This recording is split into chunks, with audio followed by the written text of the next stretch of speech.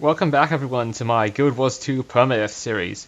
So if you don't know what this is about, this is pretty much a permadeath run I've got going where I pretty much blitz through multiple characters as soon as they die, like I create a character, and as soon as they die once, it's pretty much game over, and I'll create a new character, and then move on from then. And the goal of this series is to try and get one character to level 80 without dying once. And so far, I have not done a good job of that at all. The first character I had was a Neon Guardian called Drilf, and he died horribly by getting hit he died instantly by getting hit by a level 8 mosquito when he was only level 3. And because of that, I've created another character which is meant to be his son, Jolfson. And then the next character after that will kind of be going down a family lineage, so it'll be Jolfson.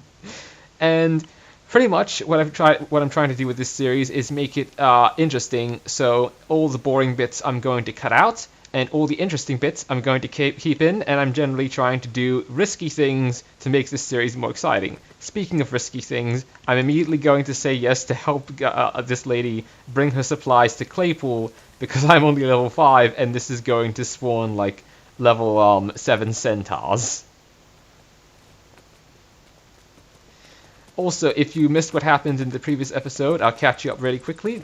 So, I took this character and wisely decided to kill a bunch of not really overpowered bandits. Avoided a bunch more of bandits that were way higher level than me.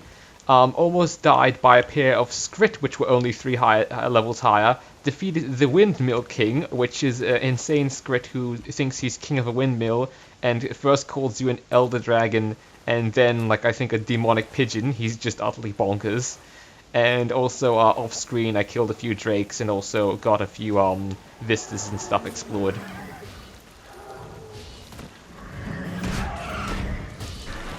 Oh, and there's actually a reason why I'm playing a Mesmer right now. That's kind of story reasons. Well, not really story reasons, but I pretty much made up that Jolfson here tried to follow in his father's footsteps and his father's legacy, but couldn't figure out how to become a proper guardian, got the magic wrong, and accidentally became a Mesmer instead. Yeah, so that's the reason why. Oh, a few more ground rules I've set for myself is I'm not allowed to ask other players for help. If they help me by just coming by and reviving me and stuff like that on their own, like, volition, then sure, that's their choice. But I'm not allowed to, like, ask friends for help either. I'm only allowed to craft with stuff I get personally, so no dipping into the this account's bank slots and all that to get materials to craft food and all that. And also but I am allowed to go and, like, buy food off heart vendors and stuff like that. For example, I've actually right now got the vitality buff from some bread I got this character to eat.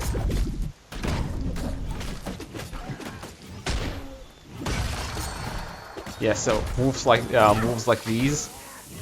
When I'm not doing a permadeath run like this, I generally don't run in here only at level 5.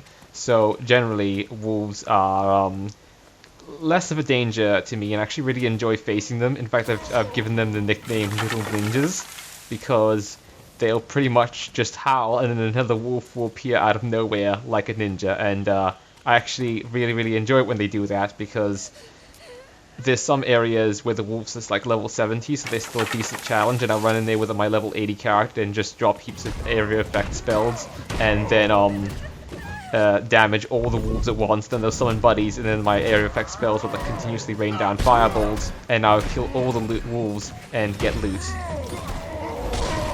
Occasionally really good loot as well, like really good meat. The rare meat you can get, which requires you to do this entire cooking quest chain, which actually I haven't finished.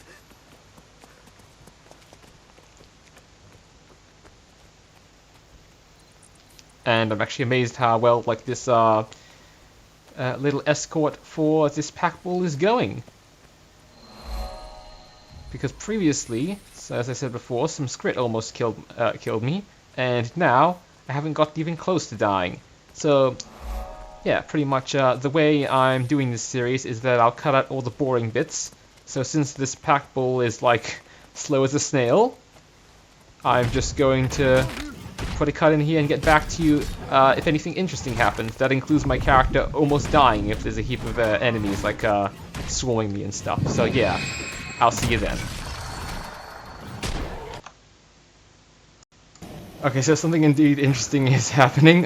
Pretty much, I tangled with a few of these centaurs, and then I thought, ooh, that's kind of like a bad idea. I don't think I can handle these guys. So then I got the absolutely brilliant idea of like running into the nearby river and fleeing, and now I've got a bunch of drakes.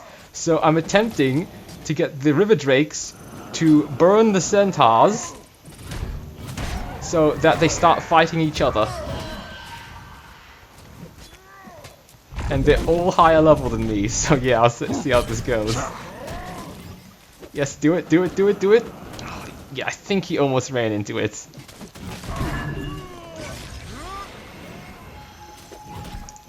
Oh, there's not even a forest spider involved. These things have like a quite deadly at low level poison attack. Hopefully I can get it to unleash its poison attack on the enemies and not me. Well, it doesn't really look like that's going to happen since it's just fighting me now. But yeah, this thing's actually like, that's the poison attack I was talking about. This thing's actually level 9. And I was facing it while I was level 5. I say it was level 5 because now I'm level 6. Yeah, and this is what I was going for. You can see this centaur here is still upset about the drake. So I'm going to swoop in. Not really like a hero, more like a filthy scavenger, like I guess you could say a coyote or something, even though I like those animals quite a bit.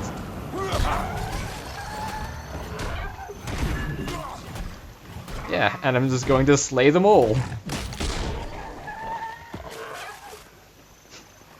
Yeah, so now it's proven that the most dangerous predator of them all is Jelf. Oh, I mean Jove. I really also should have picked either a raven or snow leopard as the spirit that this guy follows, or at least was blessed by, because I'm playing this right now so much more sneaky than what I've chosen. That spirit I've chose, by the way, is wolf. If you don't know what I mean, the when you play as a Norn, you're able to pick which spirit has favored you. And I ended up picking wolf because I thought, yeah, this guy who would like most likely like really like to follow his pack. In other words, in this case, his family. Oh, one last little tidbit of lore before I put another cut in is I pretty much made up that Jelf here. The reason why he's in Queensdale is because he's trying to pay off debts that he inherited from his father. I mean, Jelfson. It's gonna get kind of confusing until I get the next character just named Jelfson. So I can just call him Jelfson.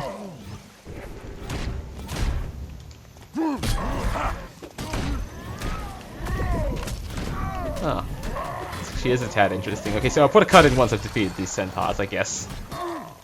Also, I did find kind of funny how the like I was thinking, the pack bull can probably take care of itself.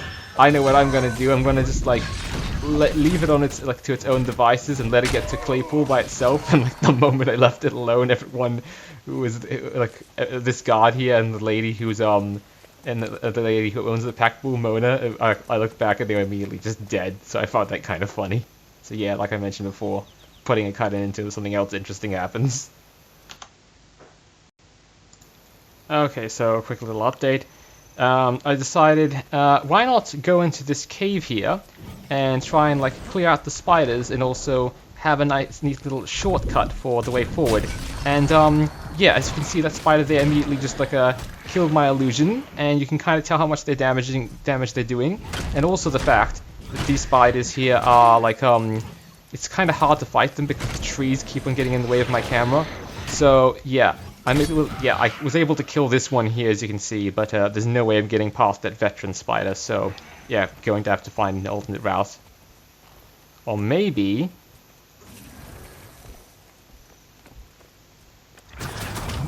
Yes! I can let this other player tank for me, this is perfect. I'll just stay behind her, then I'll be able to get through this spider cave scot-free. And oh, by the way, that golden level right there pretty much means that she's already level 80 and she's got a few masteries. So that's why she's able to do so much damage here. And like I said before, I can't ask for help from other players, but if they are just killing stuff, I might as well just, well, yeah, take advantage of that.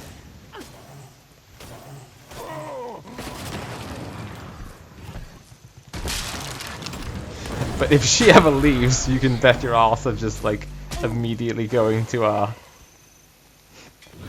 book it out of here. In fact, yeah, based on previous experiences, I say it's time to, do a short retreat back through the spider cave, because, I'm not tangling with, level 9 centaurs. You can see how much his bow shots damaged me. Yeah, so unfortunately, the spider cave foray was not the best of ideas, especially since there isn't even a heart nearby I can fill up by squishing those eggs, so that's why I haven't even bothered squishing the eggs.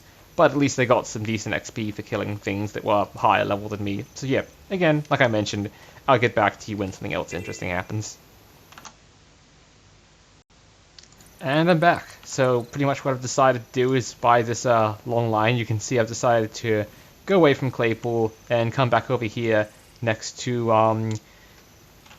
the Skrit Barrow, whatever you would call it, where all these Skrit live, because I decided that the event that's going on nearby, it's kind of boring. What I'm going to try and do instead is enter it and loot all their stuff. I can't mine the ore yet because I don't have any actual like mining tools, and I think that's unlocked in a few levels. But just in general, I want to knock over their shinies and other stuff, because they tried to kill me before, and I didn't hurt them at first. At least that's the justification with I'm going with here.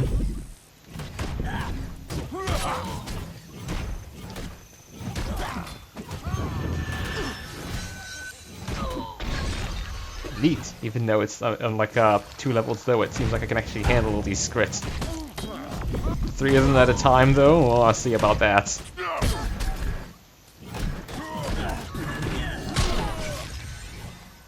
I don't know how he got knocked all the way back up there. Oh, neat. Now it's actually even footing with them because I just leveled up while I was killing a few of them. Yeah, so now I got my down 2 skill unlocked.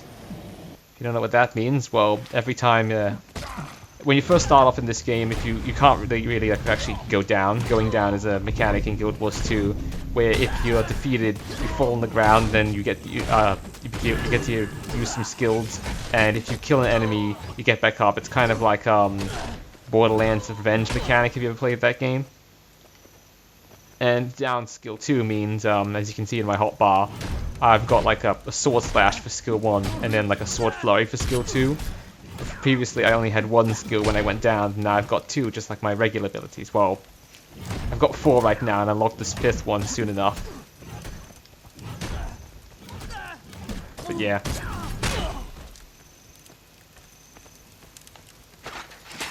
Yes, topple all the shiny things. If you're wondering why they call it shiny things, Skrit are pretty much junk collectors, so they'll collect all kinds of useless things. That's why this guy's got a gear wheel on his backpack, a literal gear, and that's why he's carrying around a box. He reaches into the box and throws junk at you. He'd probably call it like he's throwing a junk box or something.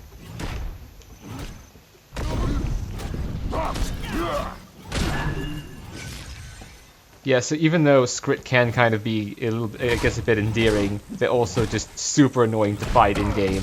That's why I don't have that much more remorse killing them. Also, the fact that they're kicking my ass right now. What's the status? Anyone see anything? I love it. I can just imagine how confused they are from me just suddenly going invisible. Dead! Yeah, and now that the event is completed and they're all dealt with, I can go over to the heart vendor to see if they've got any kind of sweet rewards for me, because by leveling up I was actually able to unlock a new set of boots. Okay, screw the heart vendor, this is more interesting. So this event here, I've done it before on other characters. It's pretty much a quest to go and deliver bombs to the Skrit tunnel, collapse it and blow them up. So of course I'm going to do this because I'm on already on my little personal and maybe not entirely justified vendetta against the scripts.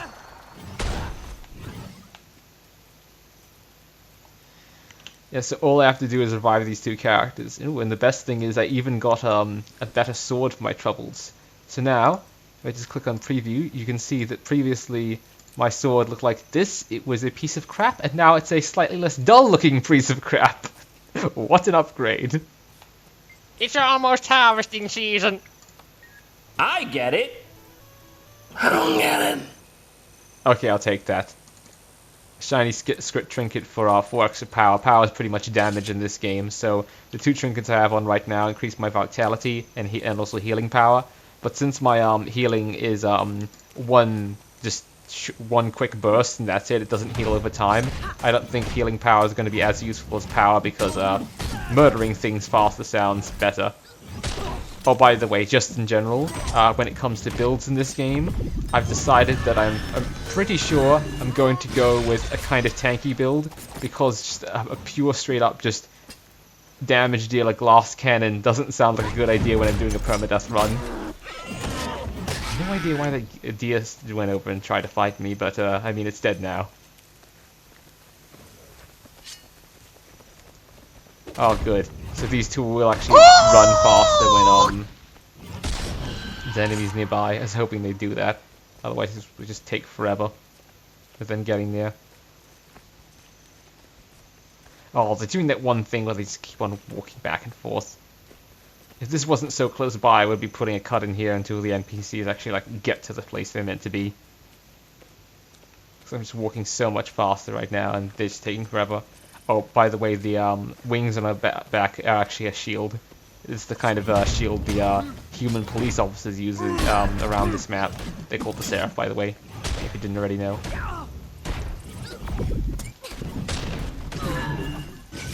Well, they're kind of like, Seraph are kind of like police officers and also military force at the same time.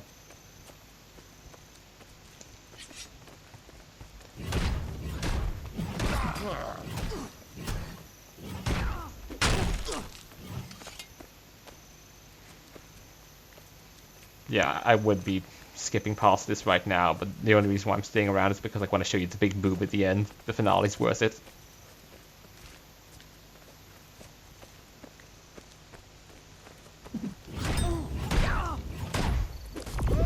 I also just love it how, like, a kind of strangely overpowered the player characters can be. Like, these two are having trouble with script, and I'm just, like, running in there with my new sword like a one-man army. Or one-non army in this case.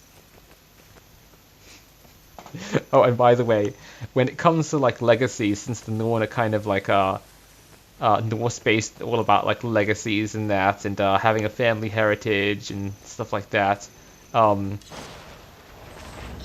Drilf would be already way more famous than his father. I mean, Drilfson, this character I'm playing as, because the original, I got him up to level 3 and he immediately died by a mosquito. And this guy's already level 7, so he's more than he's got more than twice the experience of the first guy, which I just find quite funny when really, I think levels 1 to 15 is still considered like very much newbie levels. Yeah, so now you see in the cave explode, which turned out to not even be that grand. I'll skip to something else interesting happening. Okay, so reason why I'm suddenly over here at this waypoint is because something important came up while I was, while pretty much I had to go AFK for a minute. So what ended up happening was, I ended up getting killed, but I'm not going to count that death because one of the boars was able to just run right up to me and smack me a few times while I wasn't able to like dodge or react or anything. So yes, even though my armor here is broken one time, like my chest piece is damaged, and if I was to type /death in the /death command in the chat, like let me just bring up the chat.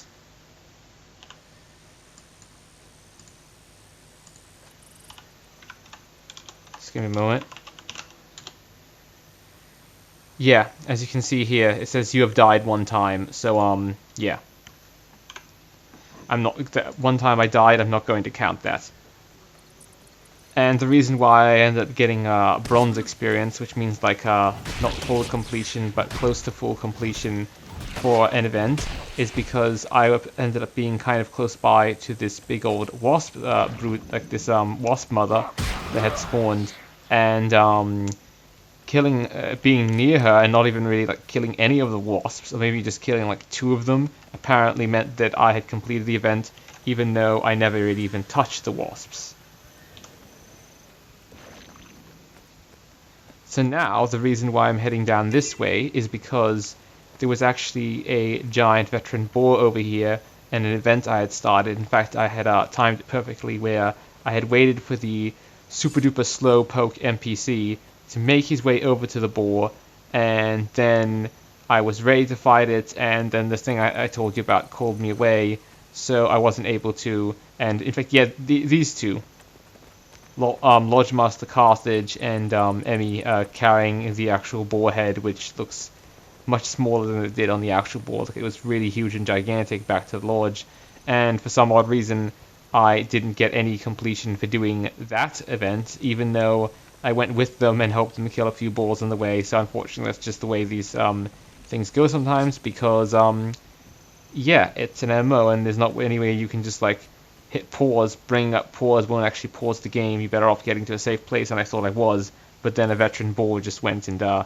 charged me. So yeah, hopefully you don't mind that little explanation. Hopefully it wasn't too long-winded, but again, I'm going to put another cut in here until I get back to something interesting happening. Okay, so trust me when I say there's a reason why I'm suddenly all the way over in the Misitra province. The reason why I'd done that is because I thought, hey, let's end the episode with me trying to get to the potato farm that I know is somewhere over here, so I can complete daily, because I went and got myself a bunch of gathering tools. So pretty much what I done was, the route I took was, I teleported right back to the starting waypoint, the Shamal waypoint, then went up here, went through Divinity's Reach, went into the portal, went to Lion's Arch, skipped the Lion's Arch cutscene as soon as I could, went to the Gate Hub, went to Ratasum, which is the Azuran home city, and then went out here. The dots show you where I went. And now I've started recording is because here's where it actually starts getting interesting, because I'm going to have to fight my way through a bunch of spiders to actually get to the potato patch. Oh, and by the way, if it takes just way too long to get to the potato patch, since I've also made a rule that I'm not allowed to use mounts in this permadeath playthrough, then I'm just going to gather a bunch of just whatchamacallit, like herbs and stuff on the way there, and blueberries, and call that. And just once I've gotten 4, I'll call the episode there, because it seems like a nice place to stop.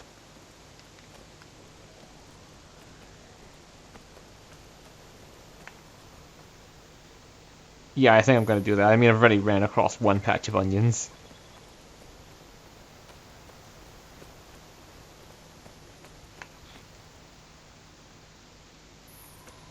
And yeah, I know it might be a bit hard to actually keep track of all the stuff I got, because I mentioned last time that I'd only be cooking from the stuff I have, yet I'm clicking deposit deposit materials, since I don't want it to be constantly cluttering up my inventory all the time, because I want a little bit of space. So either what I'll do when I start cooking is I'll rewatch my own footage, since I already do that a lot when editing and stuff, and then I'll damn. Sorry, force of habit. I went and like used the raptor. Just I'm way too used to using it. It was muscle memory. I'll try not to do it again.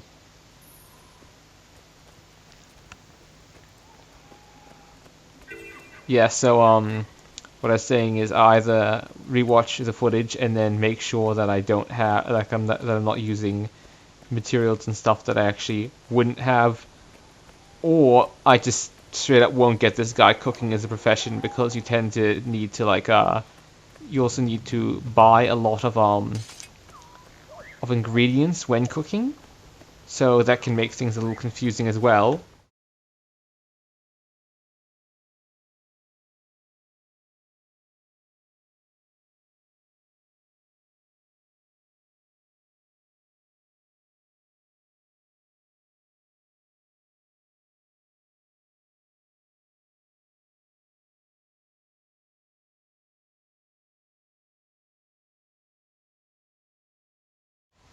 And I'm actually quite close to the potato patch. I didn't realize I was this close.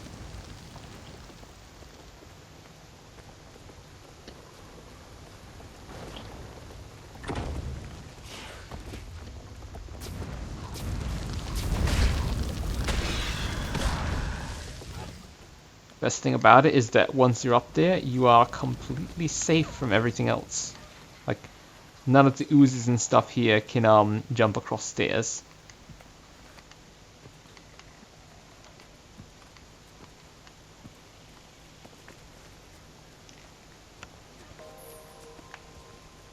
Oh, nice, Ethan got a level up.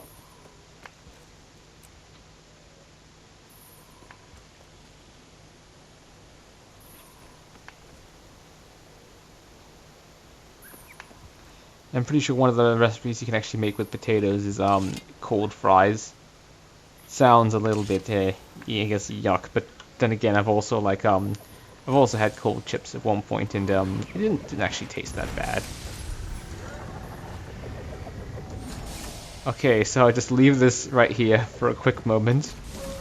Mouse over everything so I know how to spell it later. Just for ease of kind of access kind of thing. In case I ever decide cooking something so I can slowly tally up everything I have.